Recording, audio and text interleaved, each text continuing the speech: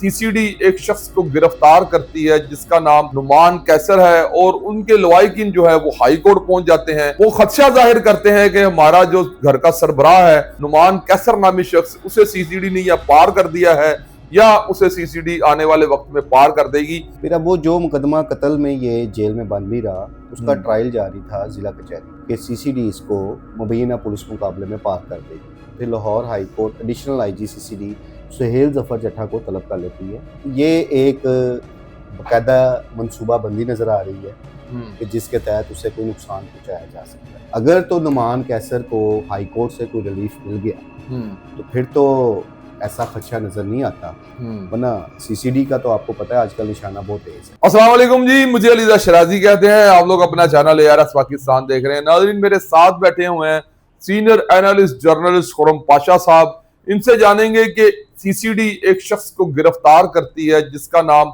नुमान कैसर है और उनके लवाहिकीन जो है वो हाई कोर्ट पहुंच जाते हैं। वो खदशा जाहिर करते हैं कि हमारा जो घर का सरबराह है नुमान कैसर नामी शख्स, उसे सीसीडी ने या पार कर दिया है या उसे सीसीडी आने वाले वक्त में पार कर देगी। खुरम पाशा साहब से जानेंगे कि आया इस शख्स को सीसीडी ने क्यों गिरफ्तार किया और ये इसके ऊपर कितने मुकदमात थे। मेरे साथ रहिएगा। अस्सलाम वालेकुम जी। वालेकुम सलाम। कैसे हैं खुरम साहब? ठीक ठाक। तो सर ये बताइएगा कि सीसीडी ने इस नुमान कैसर नामी शख्स को गिरफ्तार किया तो आखिर क्यों किया? अच्छा, इसमें शराजी भाई सबसे पहले इस मुकदमा की बैकग्राउंड की तरफ हम जाएंगे कि नुमान कैसर के खिलाफ एक कत्ल का मुकदमा दर्ज था थाना नसीराबाद में, ठीक है, जिसमें इसे मशवरा में रखा गया था, यानी कि 109 के तहत। ठीक। उस मुकदमा कत्ल में ये गिरफ्तार हुआ और उसके बाद 8 माह ये सेंट्रल जेल कोट लखपत में बंद रहा। बादशाह लाहौर हाई कोर्ट से ही इसकी जमानत हो जाती है।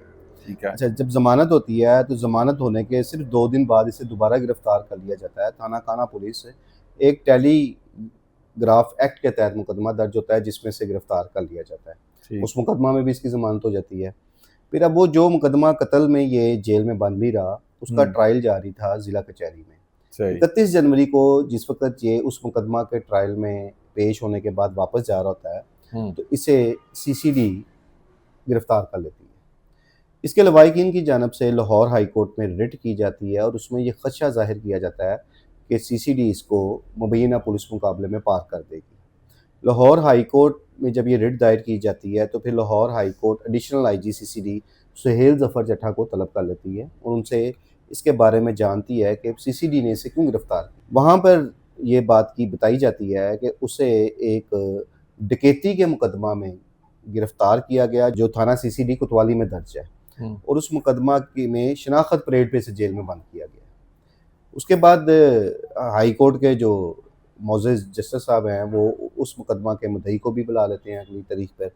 फिर उससे भी दरियाफ्त करते हैं कि ये क्या मामला है और आपने क्या शनाख्त किया है। मुकदमा मुद्दई ये बात कहता है कि जी मैंने शनाख्त कर ली है। और उसके बाद अब एक नई तारीख मुकर्रर की गई है 25 फरवरी, जिसमें लाहौर हाई कोर्ट ने सीसीडी से दोबारा इस सारे मामले का रिकॉर्ड तलब कर लिया। खुरम भाई, कत्ता कलामी की मदद, इस नुमान कैसर को जेल भेजा या कोतवाली थाना में ही उसे शनाख्त परेड में बंद करा दिया? नहीं, शनाख्त परेड में तो हमेशा जेल में ही बंद जेल में जाता है ना। और ये मामला कुछ मशकूक सा लगता है। हाँ, कि आखिर तो वो बंदे को वहीं पे शनाख्त करवा दिया ना, आखिर क्यों उसको बार बार गिरफ्तार किया जा रहा है। जी। पहले जब वो कत्ल के मुकदमा में बाहर आता है उसके बाद उसे एक टेलीग्राफ एक्ट के तहत मुकदमा में गिरफ्तार कर लिया जाता है, उसके बाद दोबारा उसको उठा लिया जाता है। तो ये सारे हालातों वाकयात मशकूक नजर आते हैं। ठीक। इस हवाले से जो मालूमात हम तक भी पहुंची थी कि उसमें जिस मुकदमा कत्ल में नुमान कैसर को गिरफ्तार किया गया था उसके जो मुद्दई हैं वो बड़े असर रसूख के मालिक हैं। ठीक। उनके सियासी तल्लुकात भी बहुत ज़्यादा हैं और इसलिए नुमान कैसर के लवाहिकीन की तरफ से इन खदशात का इज़हार किया जाए कि वो चूँकि जो उस मुकदमा कत्ल के मुद्दई हैं वो बड़े बाअसर हैं, सियासी असर रसूख भी रखते हैं, तो वो नुमान को सीसीडी के हाथों एक मुबैना पुलिस मुकाबले में पार करवा देंगे। अब इसी खदशा के तहत ही उन्होंने लाहौर हाई कोर्ट रुजू किया था।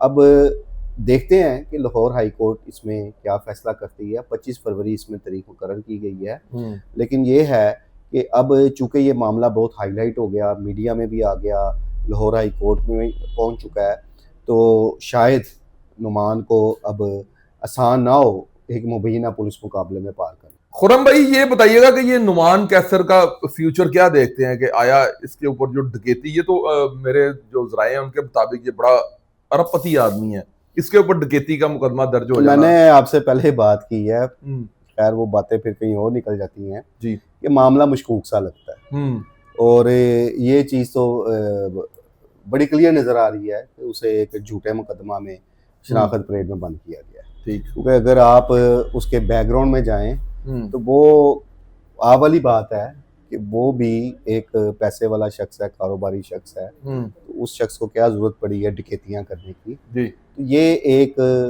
बाकायदा मनसूबा बंदी नजर आ रही है कि जिसके तहत उसे कोई नुकसान पहुंचाया जा सकता है।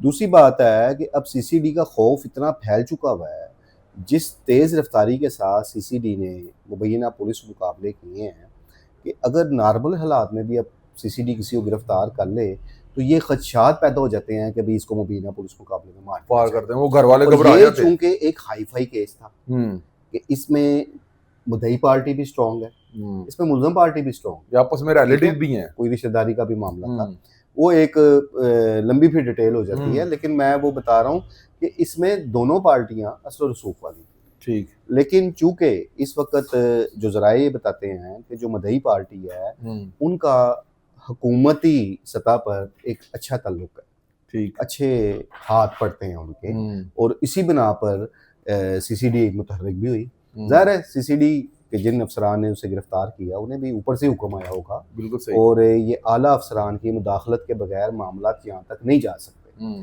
तो उसमें अगर तो नुमान कैसर को हाई कोर्ट से कोई रिलीफ मिल गया तो फिर तो ऐसा खदशा नजर नहीं आता, वरना सीसीडी का तो आपको पता है आजकल निशाना बहुत तेज है, बहुत तेज है। तो कुछ अरसा पहले तो सीसीडी के जो मामला थे उनमें हाई कोर्ट भी इंटरप्ट नहीं कर रहा था, तो अब आप क्या देखते हैं कि जो हाई कोर्ट के जज साहबान है वो इसमें इंटरप्ट करेंगी? जो हमारी देखिए इंटरप्ट करने की बात नहीं होती, अगर कोई शख्स अपनी दाद रसी के लिए अदालत से रुजू करता है तो फिर अदालत का तो काम है उसको इंसाफ फराहम करना। इससे कबल भी एक रिट हुई, वो आपको पता है, जो 3 भाई और उनके 2 बिनोई मारे गए थे, वो भी ज़ेरे समाअत है। इससे कबल भी एक रिट हुई थी। तो अब जब लोगों में ये खौफ पाया जाए कि सीसीडी हमें मुबैना पुलिस मुकाबले में पार कर देंगे या कर दिया, ठीक है, जो पहले एक साबका जो रिट हुई थी आफ्ताब अहमद बाजवा एडवोकेट ने की थी, वो तो उन 5 लोगों के मुबैना पुलिस मुकाबले में पार होने के बाद हुई है। तो लोग इंसाफ के सूल के लिए फिर जाहिर है अदलिया का दरवाज़ा खटखटाते हैं, उनकी जो नज़रें हैं अदलिया पर होती हैं, और फिर जाहिर है अदालत का काम है उन्हें इंसाफ फराहम करना। तो अदालत इसकी ग्राउंड रियलिटी देखेगी। अगर तो सीसीडी के मौक़िफ़ में जान हुई तो जाहिर है अदालत फिर सीसीडी का मौक़िफ़ मानेगी।